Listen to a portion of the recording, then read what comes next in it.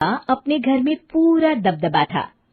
Hitler की तरह वो सारा काम अपने पति और बेटे से करवाती। धीरे धीरे उसके पति की तबीयत खराब रहने लगी। सुनो जी, अब आप बुजुर्ग हो गए हो, काम में भी अब हाथ आपके फुर्ती से नहीं चलते। अरे भाग्यवान, भगवान से डर।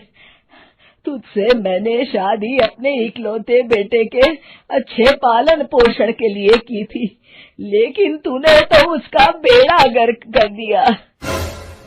मैंने क्या किया? पढ़ाया लिखाया, अब नौकरी नहीं लग रही तो मैं कैसे जिम्मेदार हो गई? अब घर में बैठकर रोटी तोड़ रहा था तो मैंने कहा काम ही कर ले। एक तो भला करो और ऊपर से बातें सुनो। तभी सारंग वहां आ जाता है। बहुत भूख लगी है माँ, कुछ खाने को दे दो। अब तुम्हारे पापा का हाथ तो चल नहीं रहा है। मैं ही जा रही हूँ आज किचन में, बनाती हूँ कुछ।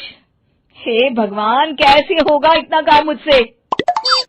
लक्ष्मी किचन में काम कर रही होती है कि तभी अचानक उसे आइडिया आता है। अरे मैं भी ना, अरे यहाँ तो फ्री की नौकरानी ला सकती हूँ मैं, फिर मैं क्यों खाना बना रही हूँ? उस दिन लक्ष्मी सारंग की पसंद का खाना बनाती है और बैठकर उसे बड़े ही प्यार से खिलाती है। खा ले बेटा, खा ले, पेट भर के खा ले।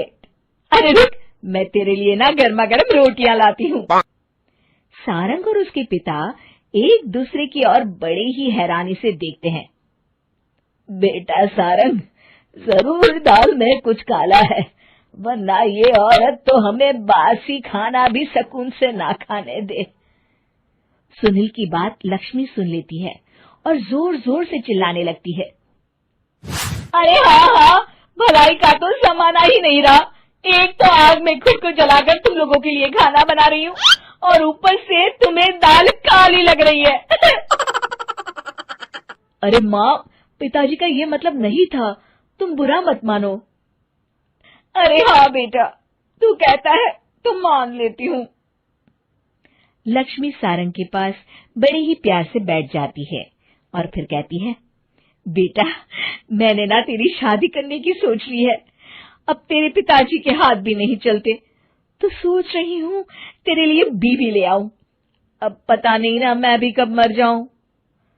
अब ऐसे भाग्य भी कहाँ है हमारे। क्या कहा? अरे हाँ, तुम तो चाहते ही हो कि मैं मर जाऊं, लेकिन मैं अपनी प्यारी बहू का चेहरा देखे बिना नहीं मरूंगी। हाँ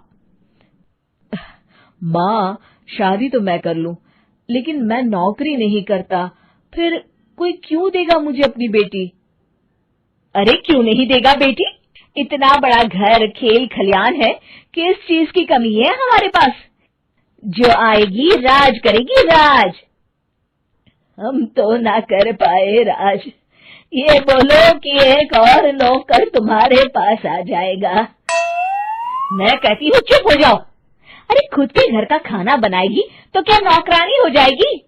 अब तुमसे तो किचन का काम होता नहीं, तो कोई तो करेगा ना।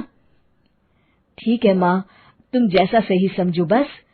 अब मेरी एक शर्त है, लड़की जो भी हो वो दिखने में कैसी भी हो या कहीं की भी हो, बस पढ़ी लिखी होनी चाहिए।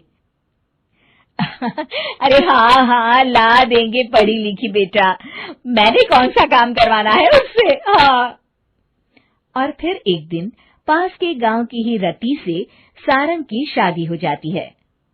रति दिखने में बहुत ही सुंदर थी, साथ ही साथ काफी पढ़ी लिखी थी। रति को लक्ष्मी के सौतेले होने की बात पता नहीं थी। शुरू में जब रति ने सारंग को घर का काम करते देखा तो हैरान रह गई।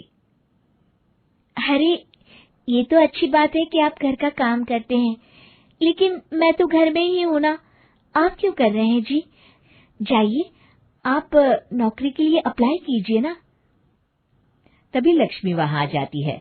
अरे रति बहू, करने दे उसे काम। और हाँ, मेरे घर के कुछ नियम है, कायदे हैं, यहाँ बीच में ना ही बोलो तो तुम्हारे लिए अच्छा होगा। रति को लक्ष्मी की बात कुछ अजीब सी लगती है। वो समझ नहीं पाती है कि वो ऐसा व्यवहार क्यों कर रही है, लेकिन उसे लक्ष्मी के सौतेले होने के बारे में कुछ पता नहीं चलता है। फिर एक दिन तो